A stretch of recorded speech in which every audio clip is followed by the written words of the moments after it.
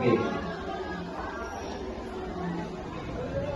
The impact of sleep deprivation on the academic performance. When you say impact of sleep deprivation, ano yung sabihin nito sa inyo? Ano yung gusto nyo makuha? When you say impact of sleep deprivation,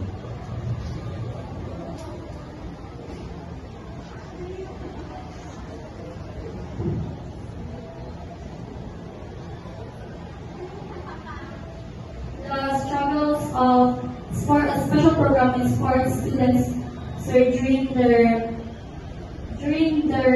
training schedules and their academic works.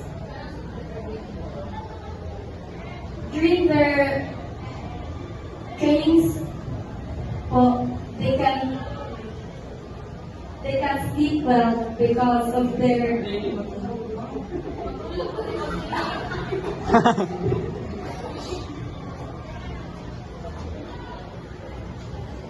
when you say impact of sleep deprivation,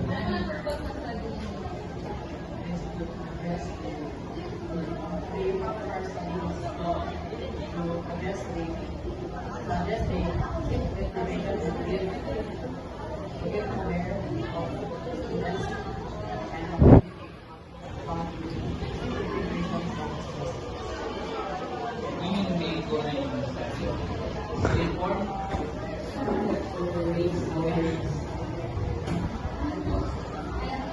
investigate po.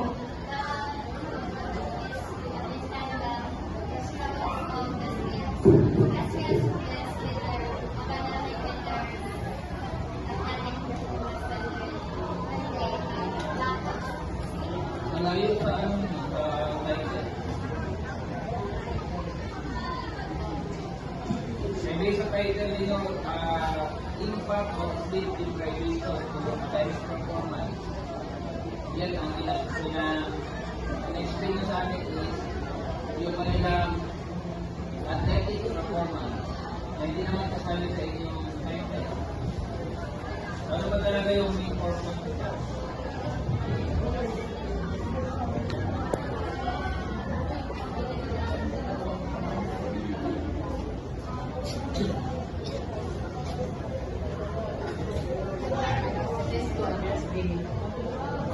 It is for the students of SPS students to have better time management of their work. Pero, conclusion ka na agad. Diba na-conclude na yan?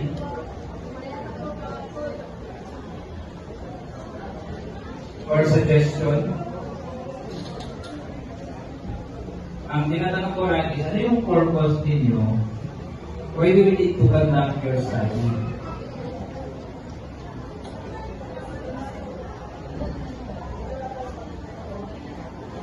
What is your main purpose or goal?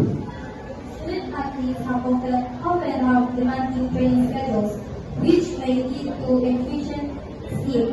This study seeks to determine how reduced sleep affects their ability to focus, retain information, and perform in school. So, yan yung main purpose na yung study. So, ibig sabihin, gusto nyo malaman kung meron kang impact, kung they are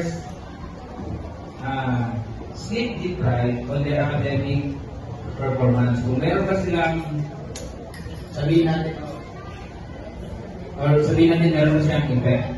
Kung less na ilang time for sleeping, meron mas bababa pa ang kanilang academic performance. Kung mataas ang kanilang sleeping time, sabihin mas mataas ang kanilang grades. Pero hindi ang natulogin. When can you tell that the student athlete are sleep deprived? What will be your basis? Ano natin nasabi na sleep deprived yung isang student? Due to strict training schedules, competition, and sports injury, What we are trying to ask you is, how will you consider one being sleep deprived? On a regular basis for 10 na aakali estudyante na ni kulang yung tulog. When the sports students is Oops. You're not answering the question. Paano niyo malaman na itong batang ito kulang ito ng tulog? How are you going to categorize that one? Ikaw na paano? when they are having difficult to concentrate, remember information, and so O hindi ko na siya enough reason. Sometimes, di reason na, ay, kulang siyang tulog, ano hindi siya concentrate. There are other factors contributing to non-focus sleep or whatsoever inside the classroom. So what would be your basis for you to consider that one person is sleep deprived? Yun yung tanong. Ano kailangan yung malaman para ano, makonsider nyo na kulang siya tulog? Ano sa? Paano niyo mabalaan na kulang mong tulog? Oo, paano nyo ba na kulang tulog? Based on our performance. Ano? Kung kulong, ay, gamay ang performance, kulang tulog kung gamay ang tulog, ano? Wala energy na ganyan. Paano yung ikaw mismo sa iyong sarili? Paano yung ba kulang tulog?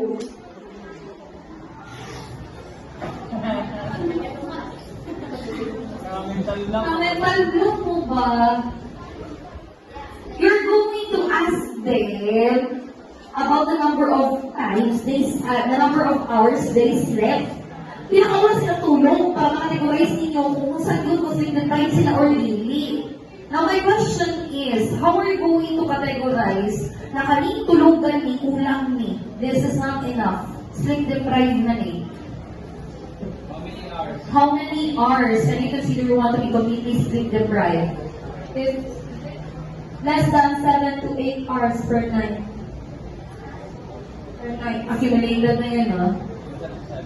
Okay. Na, syempre, langit po ka ay wala energy, wala kulang tulog, ana?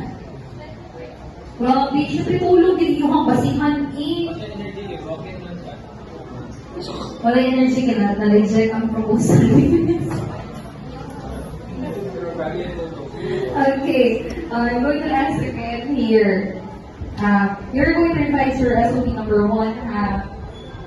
Kasi kung ino ninyo na school days and non-school days, ino na ninyo everyday in. Okay. Yapon. We already prepared. You're going to revise this one. How many hours of sleep do SPS students typically get daily? Adlaw-adlaw din siya. Next. Is there a need for you to know the common factors contributing to sleep deprivation? Will it help you answer the purpose of your study? In what way? Angelo, tubagan na. Diba, your SOP number 2 first is that what are the common factors contributing to sleep deprivation among SPS students? In what way will the answers here contribute in answering the research tab of your study?